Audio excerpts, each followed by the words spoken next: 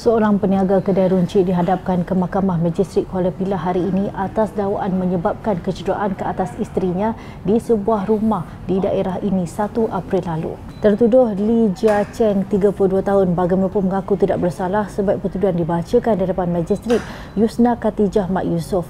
Berdasarkan pertuduhan, tertuduh didapati telah dengan sengaja menyebabkan cedera dengan menggigit dahi, tangan dan bahu isterinya yang juga berusia 32 tahun kira-kira pukul 3.20 pagi di sebuah rumah di Taman Perumahan Daerah Kuala Pilah.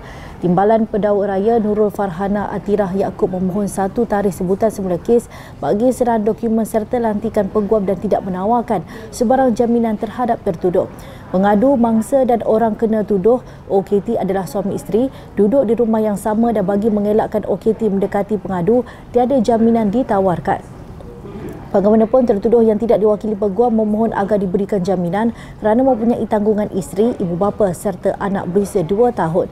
Mahkamah kemudiannya membenarkan tertuduh diikat jamin sebanyak RM6,000 dengan syarat tambahan tertuduh tidak mengganggu mangsa atau saksi atau pihak ketiga selain melaporkan diri ke Balai Polis berhampiran 1 kali dalam sebulan, sementara tarikh sebutan semula kes ditetapkan pada 15 Mei ini.